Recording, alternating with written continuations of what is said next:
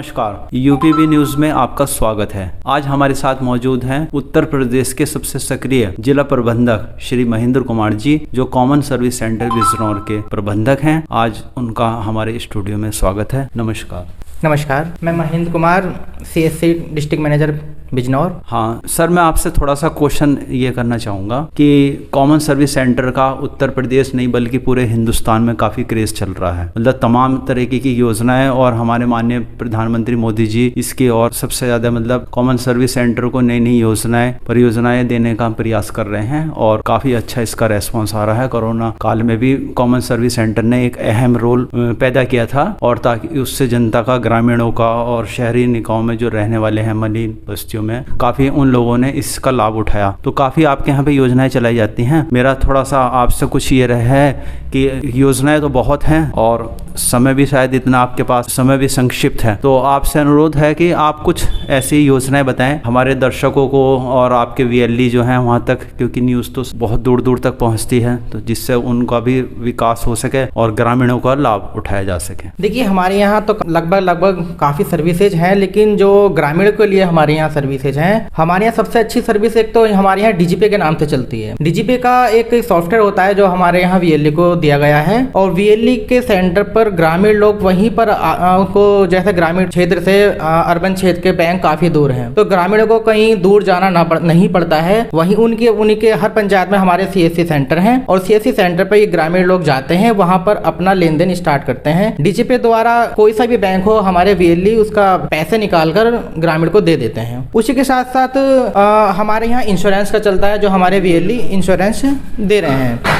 Insurance में हमारे यहाँ लाइफ इंश्योरेंस चलता है, हेल्थ इंश्योरेंस चलता है। अभी पीछे जैसे अभी भी चल रहा है, आयुष्मान चल रहा है। जिसका आयुष्मान नहीं है उसको अगर कोई बड़ा ऑपरेशन वगैरह कराना पड़ता है तो सबसे पहले जरूरत पड़ती है आयुष्मान की। लेकिन जिसके पास आयुष्मान नहीं है तो हम CSC सेंटर हमारे VLE द्वारा उसका एक हेल्थ कार्ड भी हम बना देते हैं, हेल्थ इंश्योरेंस हम कर देते हैं, जिस हेल्थ पॉलिसी से वो अपना इलाज सही ढंग से करा लेता है। रही बात LIC की, हमारे यहाँ LIC चलती है, टाटा EI चलता है, तो हमारी LIC के भी अच्छे प्लान है और टाटा के भी अच्छे प्लान है। मात्र 10,000 का अगर वो कोई टाटा EI में पॉलिसी लेता है, केवल 5 साल का ही ले सकता है। वो रिस्क कवर 5 साल का रहेगा। मान लिया उसने 10,000 का उसने लिया है हमारे यहाँ पर, तो 10,000 का वो जैसे ही पॉलिसी लेगा उसका 10 गुना रिस्क कवर उसका बढ़ जाता है हमारे यहाँ। अच्छा, एक क्वेश्चन मेरा ये है कि जैसा आपने बताया कि LIC भी हमारे यहाँ पे है कॉमन सर्विस सेंटर पे, तो क्या ये सभी जनसेवा केंद्रों पे उपलब्ध है, मतलब या कुछ सिलेक्टेड हैं ऐसे जनसेवा केंद्र? मतलब ग्रामीण आप किसी जनसेवा केंद्र पर जाता तो वो उसका इस तरीके का सॉल्यूशन LIC का है, हेल्थ इंश्योरेंस आपने बताया, आयुष्मान कार्ड बताया, या पर्टिकुलर कुछ जनसेवा केंद्रों पे ये चीज सेवाएं उपलब्ध हैं? जी हाँ, हमारा इसका एक जो हमारे CSC VLE हैं, इनको एक छोटा सा एग्जाम देना पड़ता है, रैप एग्जाम देना पड़ता है। उसको एग्जाम को क्वालिफाई करने के बाद हमारे सभी CSC सेंटर इंश्योरेंस दे सकते हैं, चाहे वो 2 व्हीलर हो, चाहे 4 व्हीलर हो, चाहे हेल्थ इंश्योरेंस हो, चाहे लाइफ इंश्योरेंस हो, सारे इंश्योरेंस अपने ही सेंटर पर वो दे सकता है। तो बहुत अच्छा आपने ये चीज़ बताई। इसके अतिरिक्त कुछ और ऐसी योजनाएं हैं जो जनता तक आपकी बात पहुंच सके? हाँ, एक इसमें हमारे यहाँ पैन कार्ड चलता है। हमारे VLE पैन कार्ड बनाते हैं, ग्रामीण लोगों को कहीं बाहर दूर सेंटर पर ना जाकर अपने ही पंचायत में, अपने ही गांव के एक VLE द्वारा अपना पैन कार्ड वो बनवा सकते हैं वहाँ पर। और बिजली का बिल, हर किसी को बिजली का बिल जमा करने के लिए अर्बन क्षेत्र में जाना पड़ता है। अब हमारे यहाँ जो CSC सेंटर है उनके पास टोटल, चाहे वो कुएं का बिल हो, चाहे घर का बिल हो, कैसा भी बिल हो, वो अपने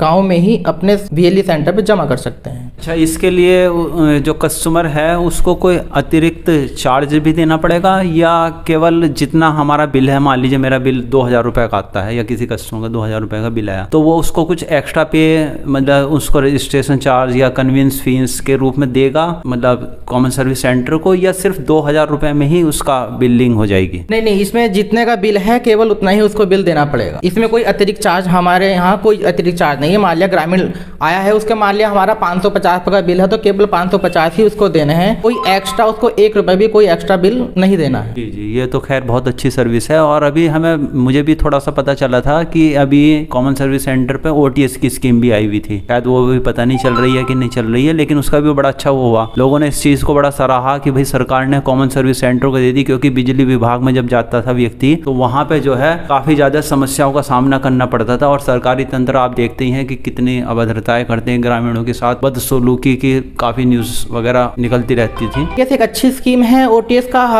केवल मिनिमम समय के लिए ही ओटीएस मिलता है। ओटीएस से दोनों को ही फायदा है, हमारे सीएससी संचालक को भी फायदा है और ग्रामीणों को भी फायदा है। चालक हमारा है कि इसमें एक अच्छा कमीशन प्राप्त कर लेता है और ग्रामीण या किसी का 1 लाख या 60,000 या 50,000 का बिल है तो उस पर हमारे यहाँ अच्छी छूट मिल जाती है ओटीएस पर।